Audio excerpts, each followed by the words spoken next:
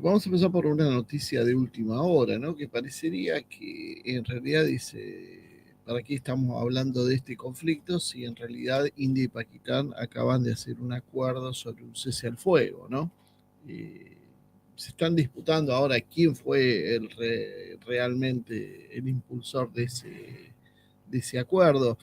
Trump ha salido a sacar pecho y a decir, bueno, estuvimos hasta altas horas de la noche eh, discutiendo este tema y hemos conseguido el alto al fuego, pero la realidad también es que tampoco a China le interesaba demasiado un conflicto entre dos potencias nucleares en sus fronteras, así que había un consenso general.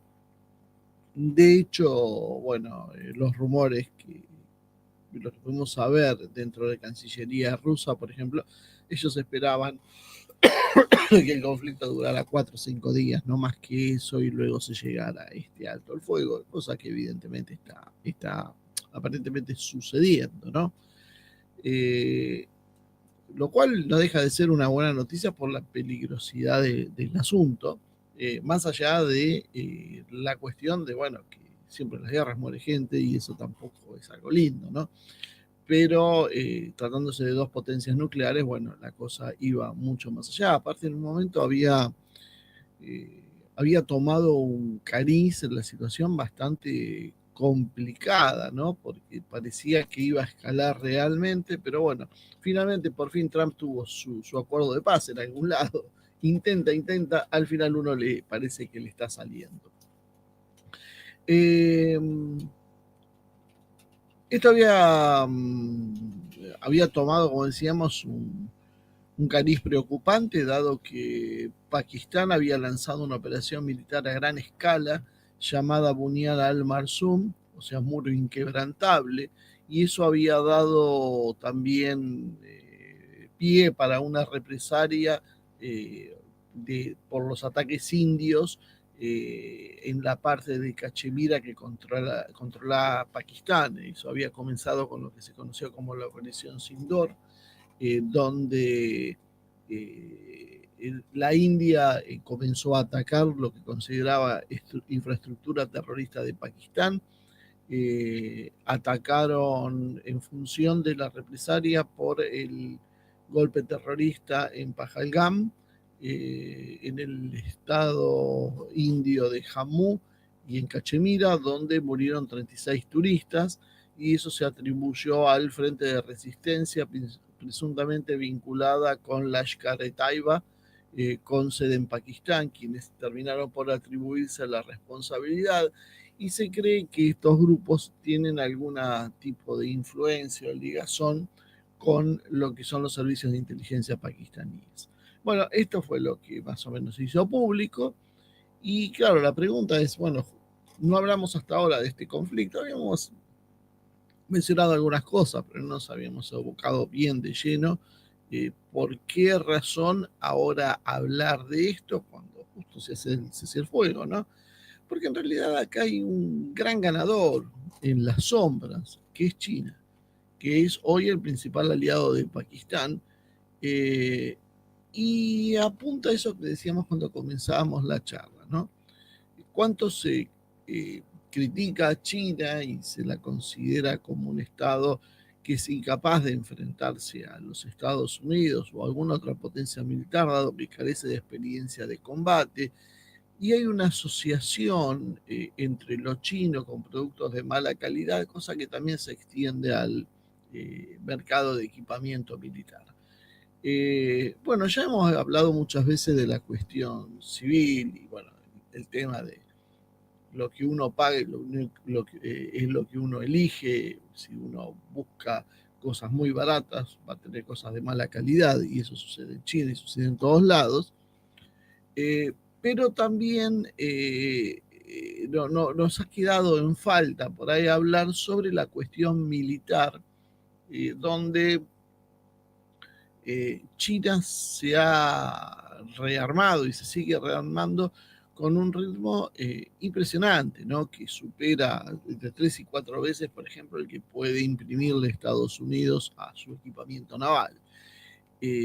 Pero claro, siempre está esa duda, ¿no? Bueno, ¿qué es lo que fabrican los chinos? ¿Qué experiencia tienen? ¿Qué capacidad real de combate? Porque no es solo tener las armas tienen que funcionar, tienen que ser aptas, y además hay que tener una estrategia, una doctrina que te permita un buen uso de ellas. Bueno, la realidad es que parecería que nos hemos llevado una sorpresa, o se ha llevado mucha gente una sorpresa, ¿no?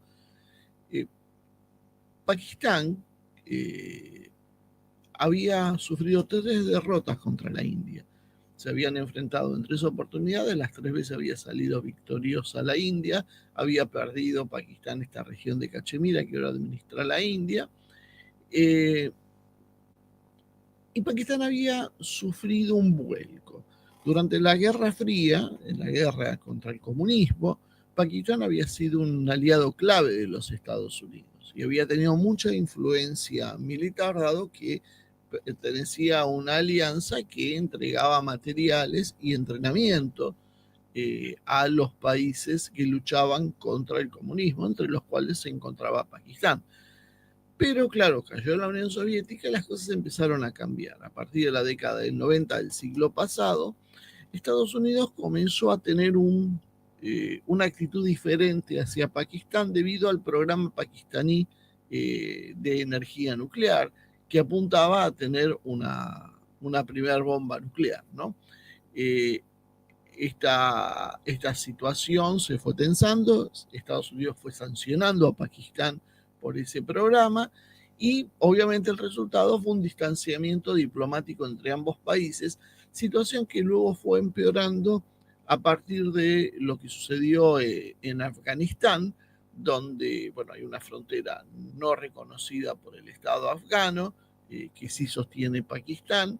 Por lo tanto, Pakistán comenzó a apostar a los talibanes, mientras que la India se trataba de mantener su posición con los enemigos de los talibanes, de alguna manera trasladando el conflicto indo-pakistaní al interior de Afganistán. Recordemos que toda esa zona es muy difícil hablar de fronteras y de países y nacionalidades porque tiene que ver más con lo tribal, ¿no? Entonces, las mismas tribus terminan teniendo una posición autónoma donde les interesa poco y nada lo que las burocracias después dictaminen como que son los verdaderos límites estatales. La situación terminó empeorando a partir de la expulsión de las tropas estadounidenses en Afganistán en el 2021, ¿se acuerdan? Con esa salida apresurada que inclusive mostró el desprestigio de los Estados Unidos, donde una vez más salía corriendo, como había sucedido en Vietnam, ¿no? Pero paralelamente Pakistán no había dado un salto al vacío alejándose de Estados Unidos, había ido acercando sus posiciones a China. Había sido uno de los primeros países en reconocer a la República Popular China en la década del 50, cuando muy pocos lo reconocían y todos en general se alineaban con la esfera de lo que hoy es Taiwán, ¿no? Donde era el refugio de Chiang Kai-shek. Es muy, muy interesante porque era un país anticomunista, pero que a la vez tenía buenas relaciones con China.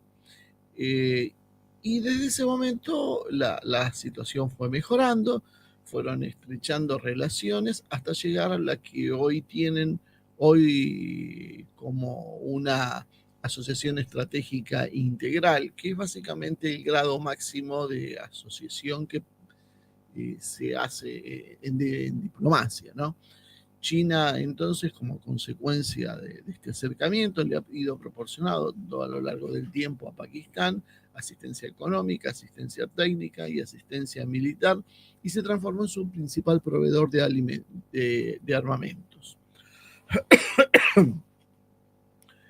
En el 2015, ambos países firmaron un hito económico que fue el Corredor Económico Sino-Pakistaní, un proyecto de infraestructura, bueno, subsidiario a la Ruta de la Seda, en el que se realizaron proyectos de infraestructura que costaron miles de millones de dólares, que incluyen carreteras, ferrocarriles, puertos, etcétera. Pakistán además se ofrecía como una salida para una China hipotéticamente bloqueada en algún momento alrededor del collar de perlas, lo que sería la salida de China hacia los mares, el corredor pakistaní se ofrecía como una alternativa. Si China no podía acceder a esos puertos, bueno, Pakistán ofrecía los suyos en ese sentido, ¿no? Lo cual para China era algo, es en realidad algo estratégico, le permite sortear ese hipotético bloqueo que podía realizar la Armada de los Estados Unidos en caso de un conflicto. Y China también colaboró en el desarrollo de la energía nuclear pakistaní. Esto fue determinante. Mientras Estados Unidos sancionaba a Pakistán, China colaboraba con el desarrollo de reactores nucleares y suministro de componentes claves para el programa nuclear de Islamabad. El alejamiento finalmente de Estados Unidos y el acercamiento a China terminó reflejando un curso estratégico basado en intereses geopolíticos y necesidades de defensa que tenía Pakistán. Esa alianza entonces permite que Pakistán comience a modernizar su ejército y a diversificar sus puentes de apoyo, consolidando así su posición como potencia militar regional. ¿Qué le ha brindado China? Bueno, lo más conocido, lo más importante, podríamos decir, son los JF-17 Thunder, que es un desarrollo sino-pakistaní, un cazapolibanete polémico, ¿no? En algún momento que se le ofreció a la Argentina.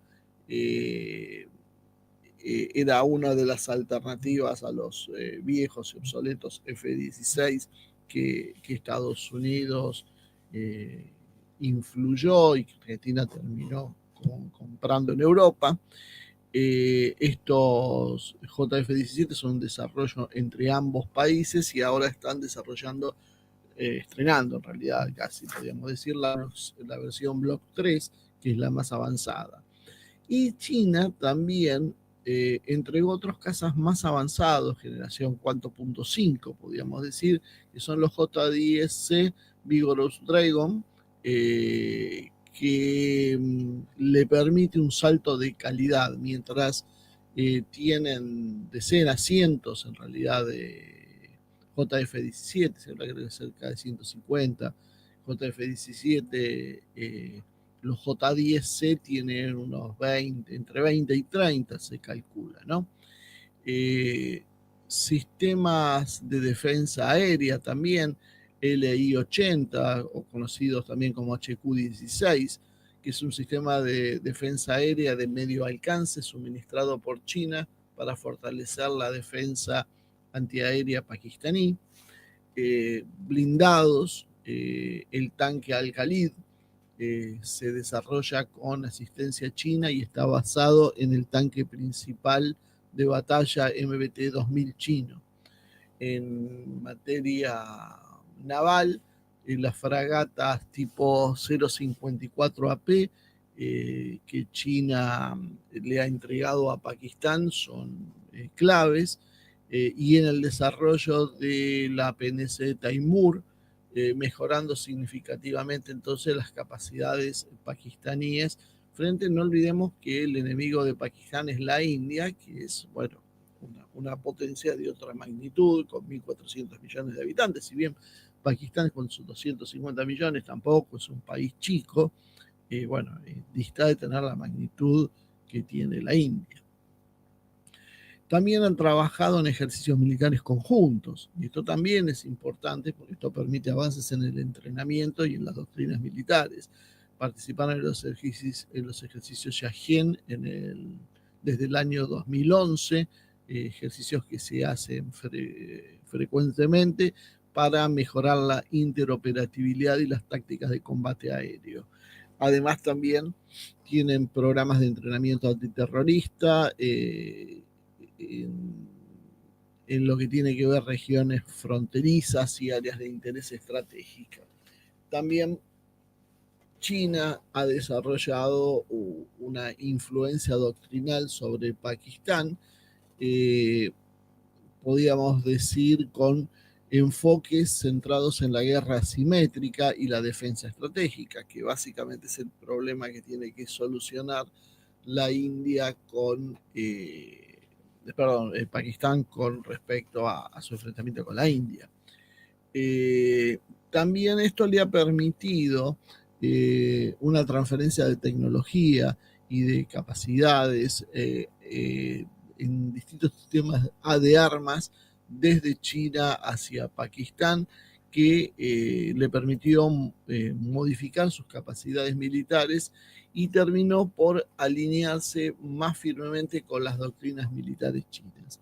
O sea, básicamente la asociación militar entre China y Pakistán es integral, va desde la transformación hasta la modernización de las Fuerzas Armadas pakistaníes, abarcando adquisición de material avanzado, hasta la influencia, como mencionamos, de doctrinas y estrategias operativas, ¿no?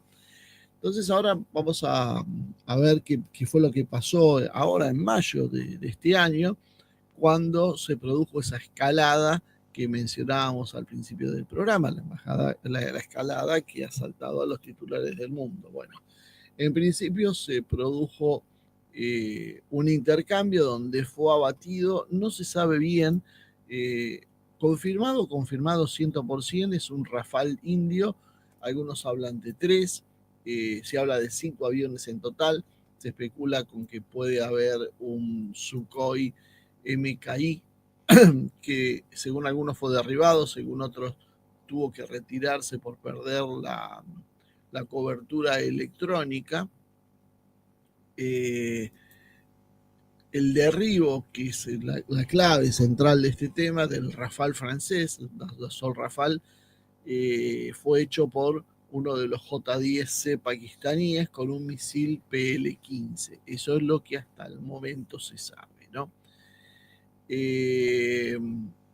El J-10C, para los que le interesa el tema, tiene un motor WS Taihan, que es un motor chino de vectorización de empuje mejorada, porque este es un tema interesante, porque el talón de Aquiles que tienen los cazas chinos de cuarta y de quinta generación suele ser la motorización. Depende mucho de los motores rusos y tienen desarrollos propios que siempre se han considerado como ineficientes para, por ejemplo, el estándar de un caza de quinta generación. Bueno, este J-10, si bien no es un caza de quinta generación, tiene una motorización china, tiene un sistema de aviónica moderna y capacidad BVR, que significa Beyond Visual Range, comparable al del Rafale francés, lo que tiene que ver la electrónica en cabina y maniobrabilidad, y cuenta con misiles PL-15. Acá también hay una cuestión de polémica. Los misiles PL-15 son misiles aire-aire, son destinados a derribar otros aviones. Tienen aproximadamente un alcance de 150 a 200 kilómetros las versiones de exportación, aunque muchos especulan que este misil, que tiene un radar activo AESA, la versión que se le ha entregado a Pakistán probablemente sea la versión local de fabricación china, que tiene un alcance extendido, que va entre los 200 y los 300 kilómetros. Por supuesto, todos estos datos siempre son aproximados, son lo que se estima, nunca se saben los datos reales de este tipo de equipamiento militar, porque es básicamente parte de un secreto. Probablemente puedan ser o sobreestimados o sobredimensionados en función también de estrategias que se quieran alcanzar, ¿no?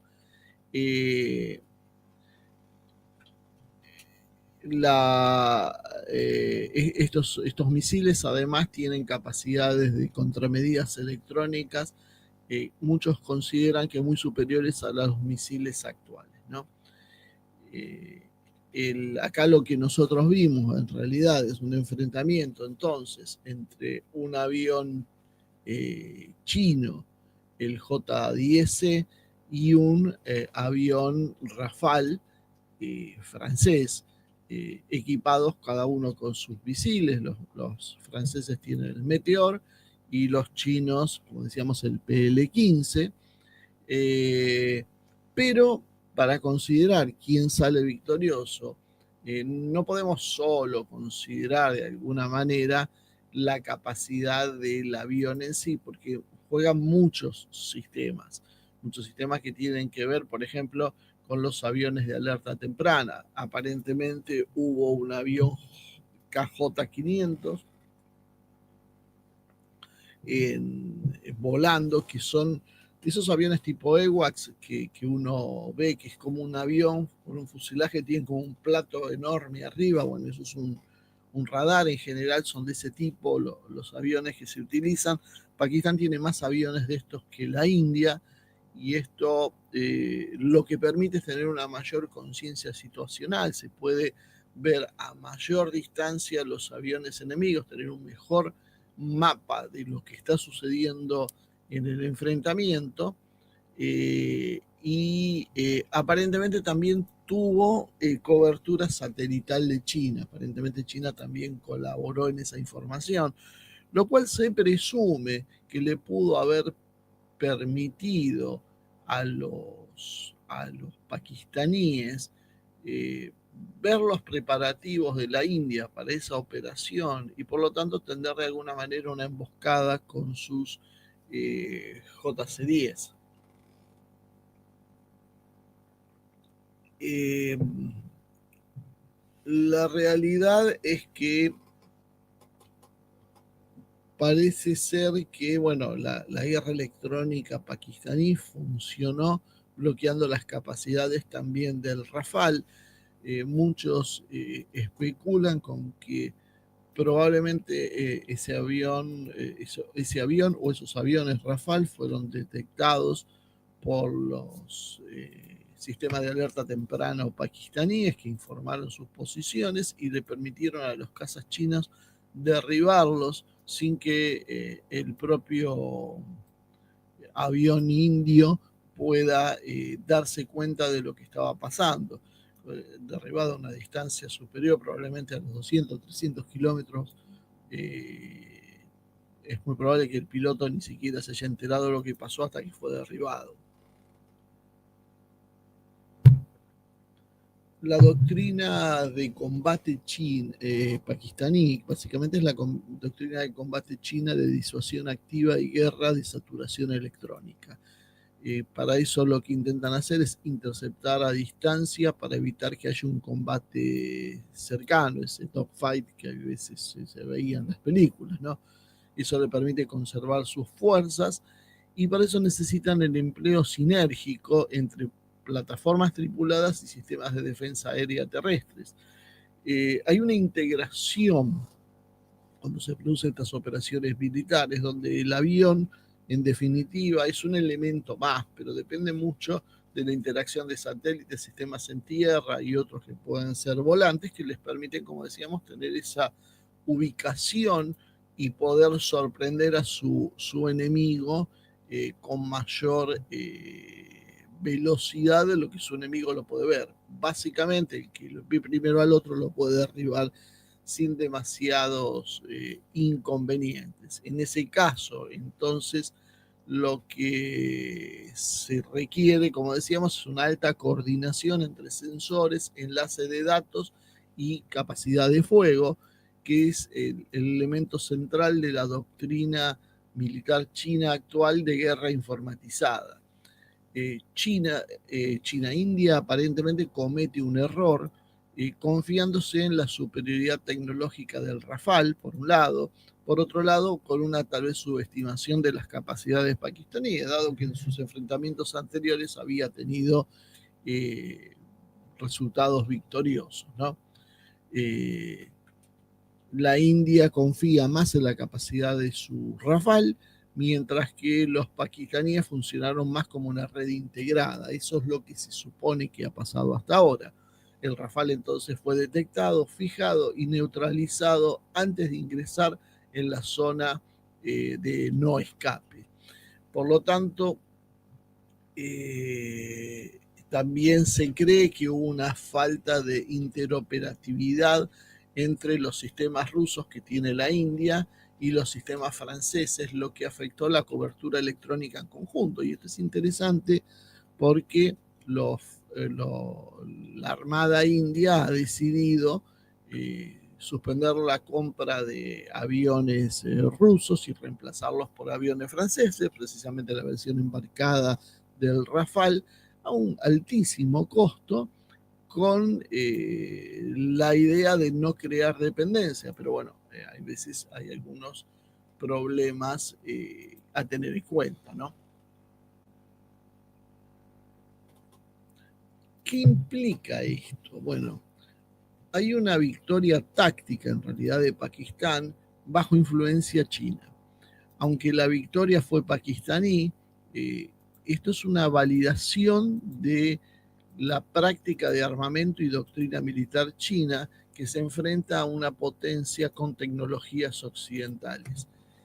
China de esta manera consigue tener el estatus de proveedor militar de alta letalidad, rivalizando entonces con Francia y con Estados Unidos en su exportación. Por otro lado, pone en duda las estrategias que ha utilizado la India en base a estrategias de alerta temprana occidentales y de drones stealth. Esto va a hacer que otros países también observen la eficacia del armamento chino y de sus propias doctrinas militares. Por lo tanto, esto le permite a China elevar su estatus, como decíamos al principio. Pakistán gana confianza mientras se consolida en realidad como la punta de lanza regional del modelo chino.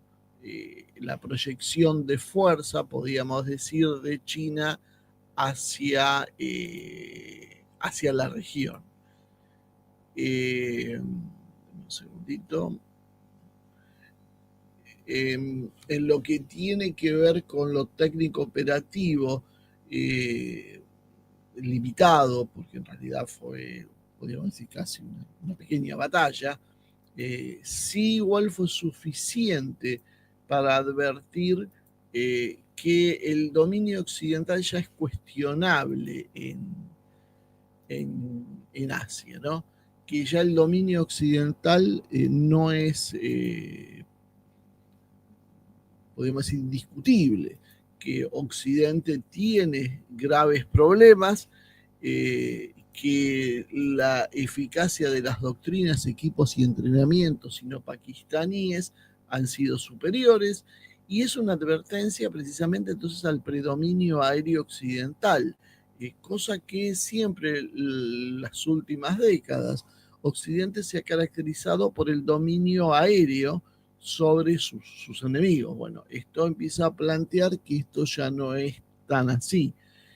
Si bien es limitado y no lo podíamos proyectar a un espacio geoestratégico general, integral, sí podemos decir que el derribo de un Rafale con misiles y plataformas chinas pone en duda la superioridad tecnológica de los equipos occidentales, como se ha venido planteando hasta ahora. La doctrina occidental apunta básicamente a una superioridad aérea en sensores, sigilos e interoperatividad nacional, pero en este caso un sistema chino logra neutralizar este proceso de interoperatividad multinacional y esta visión de la guerra que tiene Occidente. Si bien fue un enfrentamiento puntual y no una campaña extendida, es una señal de que algo está empezando a cambiar. Occidente ya no tiene la supremacía que supo tener en otras épocas, y le sirve a China para demostrar que sus sistemas de armas y que sus doctrinas pueden ser eficientes, algo que le faltaba porque en realidad cuando China intentaba vender sus equipos siempre chocaba con este argumento, ¿no?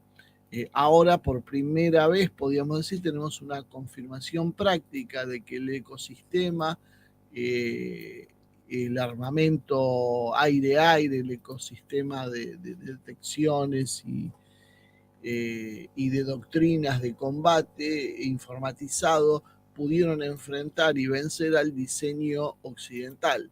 Y esto rompe entonces el mito de la tecnología no probada en combate, que era el argumento clave que se utilizaba para restarle influencia a China, tanto en lo que tiene que ver con las exportaciones militares como en lo que tiene que ver con su disuasión estratégica.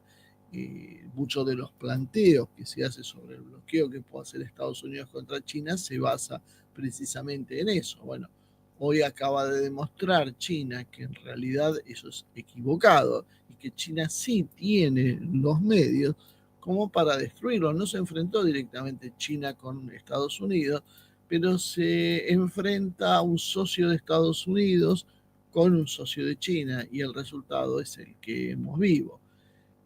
Esto también demuestra que los chinos no se dedican solo a copiar, como mucha gente cree, sino que han ya tenido una etapa de desarrollo y madurez que no hace solo copiar y en mala calidad lo que fabricaban los rusos, sino que ahora tienen desarrollos endógenos que funcionan en condiciones reales, ¿no? No cambia 100% el balance global, obviamente, decíamos, por lo reducida que es la muestra, pero cambia la percepción internacional sobre la confiabilidad de lo que es el equipo chino. Y esta es la clave, y esta es la pésima noticia que ha tenido todo Occidente y la gran noticia que ha tenido China. ¿Por qué? Porque esto en definitiva va a llevar que países no alineados o con presupuestos que son limitados puedan optar por buscar a China como un proveedor real, creíble frente a Estados Unidos o Francia. Lo vimos con la Argentina. Argentina termina comprando los F-16 y muchas de las cosas que se argumentaron, bueno, a Rusia se la descartó simplemente por ser Rusia, palabras de Tayana, simplemente por ser Rusia no se iba a comprar armamento ruso, estábamos en plena rusofobia por el inicio de la operación militar especial en Ucrania, y entonces, bueno, había que sobreactuar y por supuesto entonces se dio un paso fundamental en este sentido. Pero también estuvo la oferta de los JF-17 que mencionaba de China y se descartaron porque precisamente no eran probados en combate, porque no se sabía, porque no hay confianza en el armamento chino, porque hay problemas para la integración, etcétera, etcétera. Bueno, a partir de este momento se nota que la evaluación de los expertos que sostuvieron la necesidad de la compra de los F-16 viejos en lugar de los aviones chinos o rusos, simplemente estuvo teñida de consideraciones políticas, y esto siempre y cuando uno sea generoso y no piense que hubo algunas otras prácticas non santas que pudieron haber sido determinantes para que la opinión se volcara por comprar lo que es básicamente una chatarra, como estamos viendo. Ya vimos que el game changer en Ucrania de los F-16 ha sido un verdadero fiasco, no cambió absolutamente nada en el desempeño, y cada vez que un F-16 intenta asomar la nariz por algún lado puede ser derribado sin ningún tipo de problemas. China con esto ganó influencia geopolítica vía armamento, y esto es un arma importante en lo que es la diplomacia estratégica. Y hay un detalle más a tener en cuenta.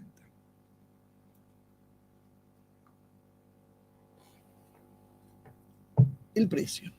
Porque nosotros mencionamos en un momento que los países de escaso presupuesto, como es el caso de la Argentina, deberían haber posado los ojos en material chino o ruso y no en material occidental, como hace sistemáticamente.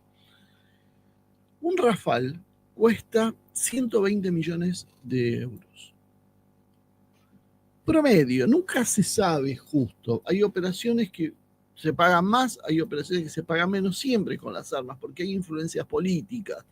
Entonces hay determinaciones que hacen que se vendan a veces en condiciones que son diferentes según el país. Al que le quiero vender, lo quiero ayudar por cuestiones políticas, se lo vendo un poco más barato, al otro se lo subo de precio. Pero el Rafale más o menos se calcula unos 120 millones de dólares. qué? En el caso de los embarcados, como los que, porque esto tiene que ver ahora con que hace unos días atrás la India decidió desistir, como decíamos, de la compra de aviones rusos para reemplazarlos por los Rafale.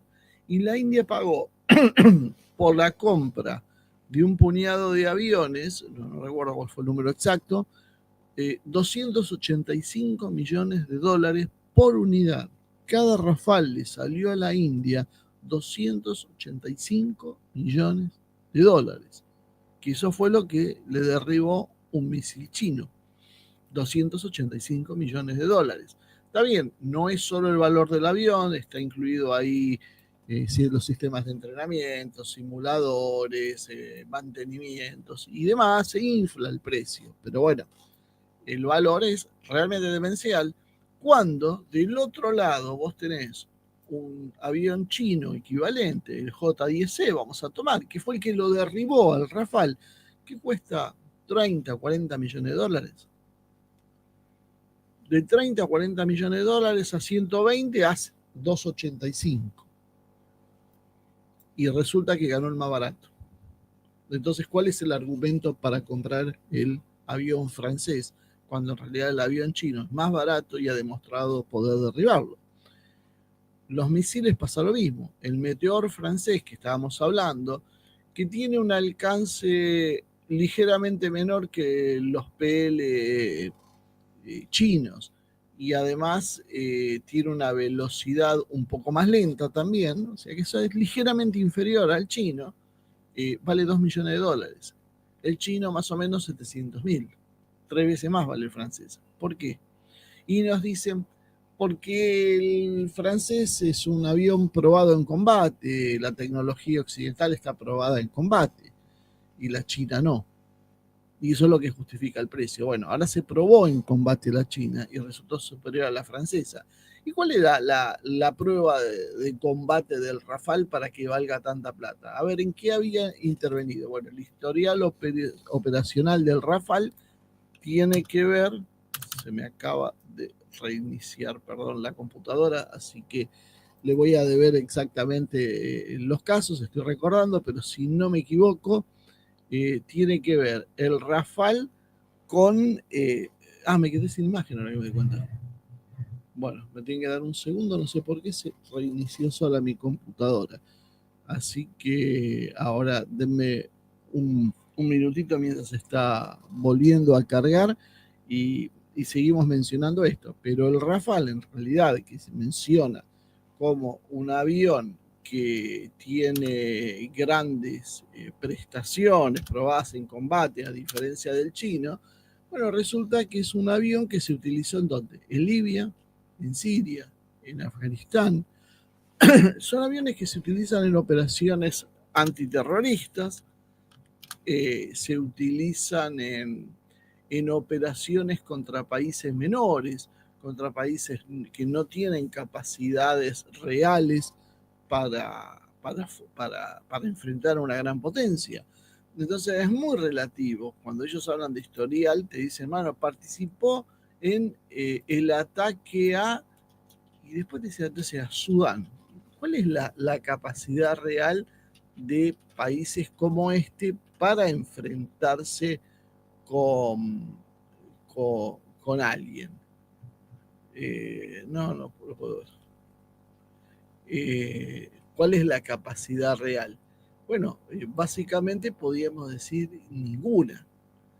La realidad es que no podés considerar seriamente como una muestra de superioridad tecnológica que uno se enfrente, por ejemplo, en Afganistán. Acá tengo el listado exactamente de lo que decía. Un segundito que primero voy a iniciar la cámara, ¿no? Está faltando iniciar la cámara. A ver.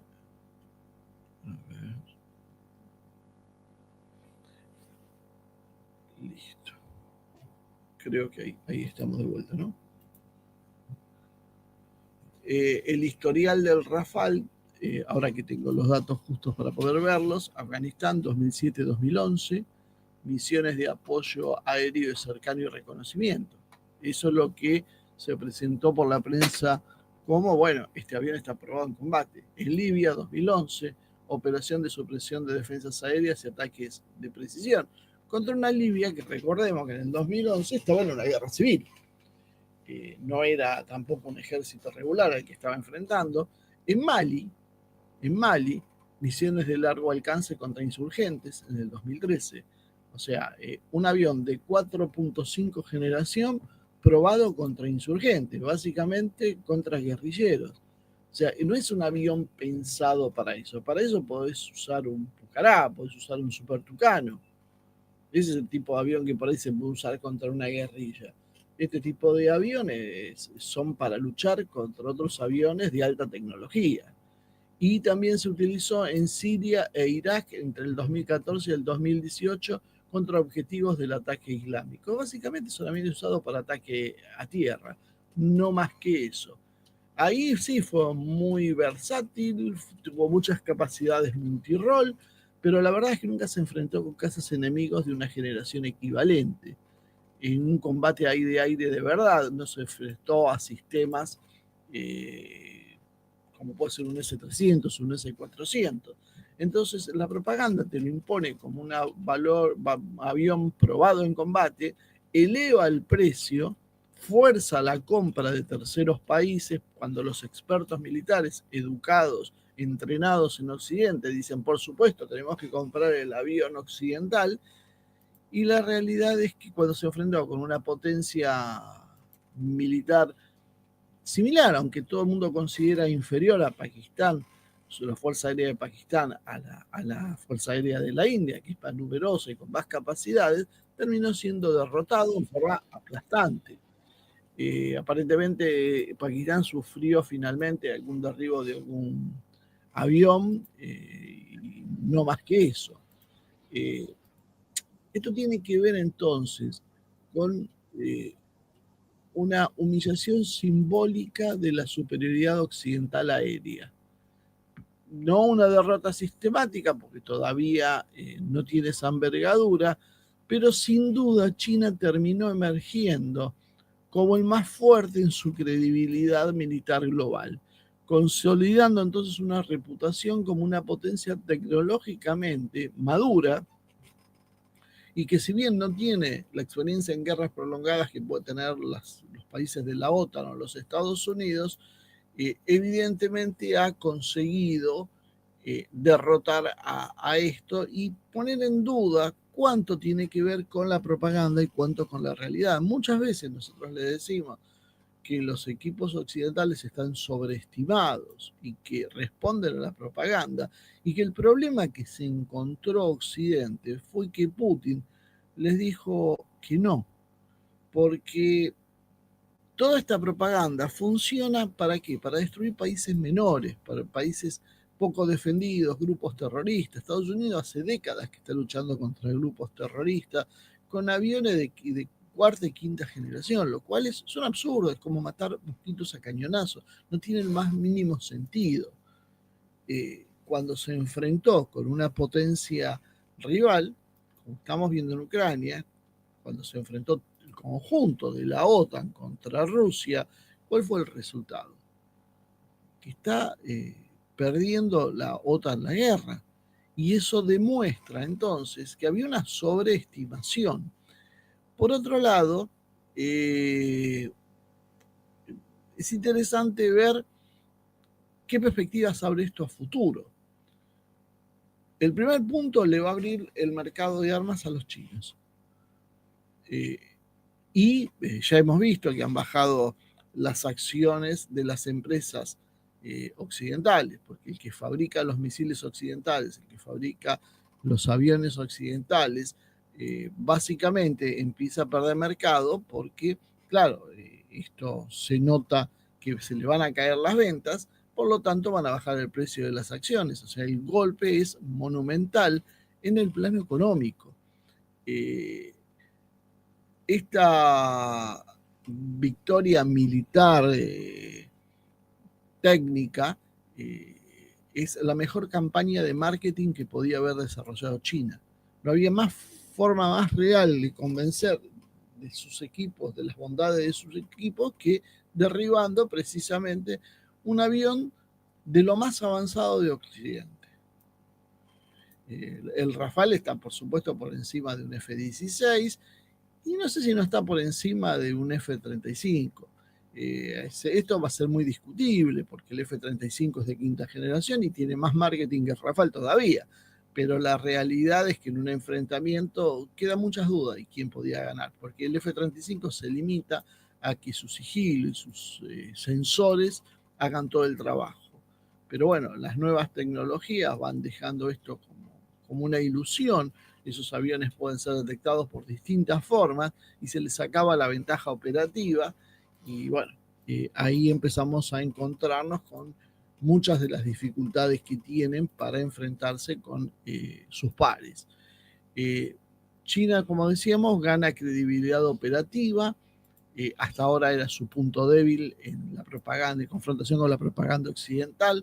Los países que dudaban de su material por falta de comprobación en combate, ahora tienen la posibilidad de reconsiderarlo. Y países, por ejemplo, como Nigeria, como Argelia, como Egipto, pueden ampliar sus compras. En Oriente Medio se abren mercados muy interesantes, como el de Arabia Saudí y los Emiratos Árabes Unidos, que ya han mostrado intereses en WAPs chinos y en drones y en misiles PL. Los misiles, los PL son, como decíamos, baratos, pero además muy eficientes, como lo acaban de demostrar.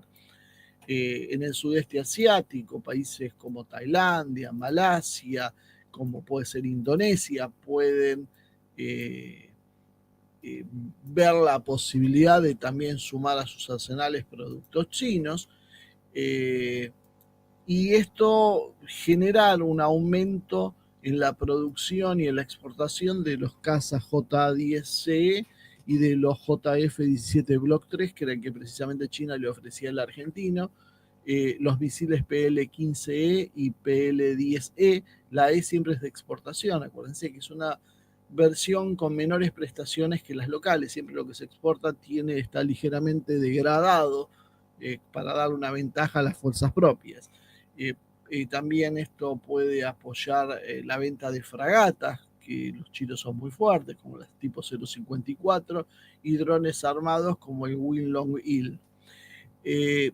También esto va a influir en la transformación de alianzas militares, porque al haber una credibilidad mayor táctica, se le va a dar mayor credibilidad a la confianza estratégica. Es decir, China se va a empezar a fortalecer como un aliado y como un proveedor alternativo a Europa y Estados Unidos. Y esto es vital para aquellos países que son sancionados o con tensiones diplomáticas con Occidente, puedan acceder a armas modernas y calificadas, sin tanto complejo. También presenta una nueva triada emergente en el mercado de armas, que esto hace que le aparezca un competidor, como decíamos también a Occidente, que tiene que ver con China, Pakistán y Turquía, que ya tienen muchos desarrollos en conjunto. Inclusive está Turquía intentando desarrollar un caza de quinta generación y espera cierta colaboración de China. Consolidando de esta manera, además, políticas de producción, de doctrina y de entrenamiento en conjunto, y diluir el monopolio de occidental en lo que tiene que ver con la formación de oficiales, simulaciones e intercambios interoperables de lo que es inteligencia y tecnología. El modelo chino, en realidad, que es de guerra altamente informatizada, una guerra de redes, sensores, enlaces de datos y demás, empieza a cobrar más fuerza.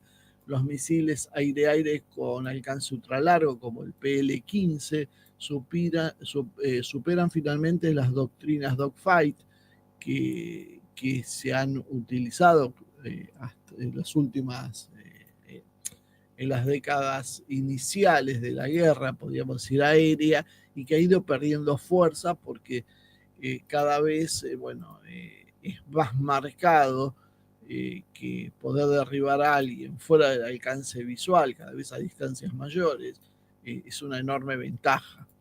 Los drones y la guerra electrónica integrados con diseño doctrinal también cobran lugar en lugar de ser apenas apéndices o soportes. ¿Qué puede responder Occidente? Bueno, seguramente van a tratar de buscar la integración entre la inteligencia artificial y la guerra electrónica en los sistemas actuales, pero en eso volvemos a ver, por eso ya lo decía Putin, que quien maneje la inteligencia artificial va a ser quien domine el mundo, porque en esas áreas China está muy desarrollada, lo mismo que Rusia, si los superan.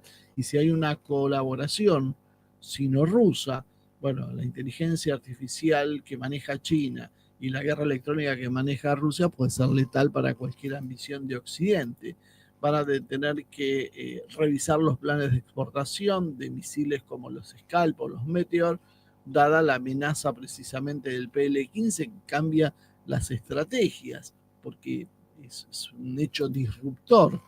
Y se produce un aumento, vamos a ver seguramente, aumentos de ejercicios multilaterales también en la zona de Indo-Pacífico para tratar de mejorar la interoperatividad contra el modelo chino de guerra que se acaba de hacer su estreno con mucho éxito. O sea, básicamente y a modo de conclusión, el derribo del Rafale básicamente es un hito psicológico y comercial, donde China ahora demuestra que no solo es un proveedor barato, sino que además tiene un desarrollo competitivo, que sus equipos son probados, tiene capacidades profundas, estratégicas, y puede ser aparte un desarrollador masivo, barato y de calidad. Bueno, si no se puede competir con China fabricando juguetes, no se puede competir con China fabricando celulares, en poco tiempo más no se va a poder competir con China fabricando armas, porque ellos producen más barato y de alta calidad. Occidente está en un grave aprieto y China acaba de golpear en el lugar donde faltaba. Hasta ahora China había demostrado su capacidad eh, en el desarrollo, por ejemplo, de infraestructuras. Las grandes obras de ingeniería antes tenían que haber sido solo hechas por empresas occidentales. Lo chino no era confiable, nos decía la propaganda, se agrietan. Pudo haber problemas, los pudo haber al principio, los hay ahora no. China ya ha resuelto todos esos problemas. Lo mismo ha pasado con la producción. China empezó a producir baratijas y fue sofisticando su producción hasta alcanzar ahora verdaderos hitos donde supera a Occidente, donde China fabrica un iPhone y Occidente no puede fabricar un iPhone. Esto es una clara muestra de superioridad tecnológica china. China llega a la cara oculta de la Luna y Occidente fantasea con ir a Marte, pero la realidad es que tienen problemas hasta con el lanzamiento de cohetes porque dependen de tecnología rusa.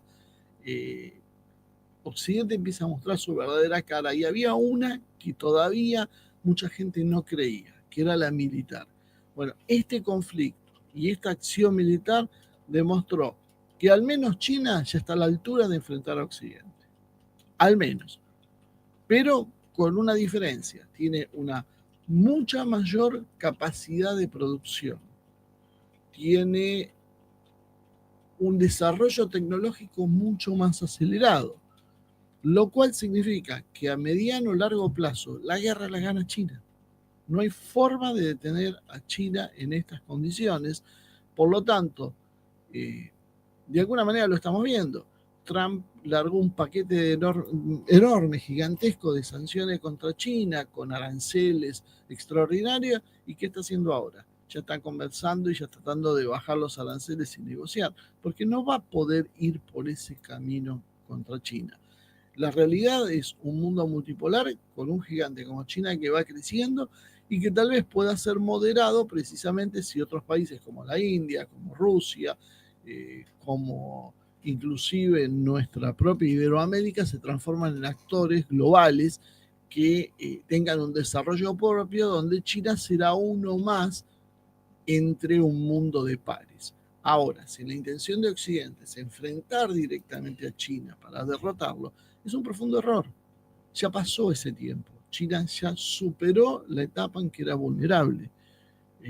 Ya no interesa si hay presiones retirándole capitales, si se le cierran mercados, ya no interesa si se le retiran tecnología, ya es tarde. China ya desarrolló lo propio. Y esto no es un alegato pro China, esto es una muestra de la realidad. Si se quiere hacer algo para limitar el crecimiento de China, no es enfrentarlo de la manera que está intentando hacer Occidente. De esa manera Occidente va a ser derrotado, excepto que quiere ir a una guerra termonuclear contra China, que es la única forma que tendría de destruir a China. Claro, hay un problema. China está aliado con Rusia. Entonces, a partir de ahora, lo que vamos a ver es un aumento de la influencia de China en lo que tiene que ver con los escenarios militares. Y esto va a envalentonar a muchos países que no se animaban a dar el salto contra Occidente, porque todavía no terminaba de confiar en China, porque eh, ¿podrá Rusia con Ucrania y la OTAN? Y China, que no se mete en la guerra. Bueno, China ha empezado a endurecer su posición. Si ustedes vieron el desfile ayer, lo habrán visto a Xi Jinping con Putin prácticamente charlando todo el tiempo. O sea, mostrando una familiaridad y una cercanía, y es un mensaje político. No es que se llevan bien entre ellos. Se podrán llevar bien o no, eso es secundario. Pero el mensaje fue político. Adelante de todo el mundo nos mostramos como íntimos amigos. Y eso es un mensaje para Estados Unidos.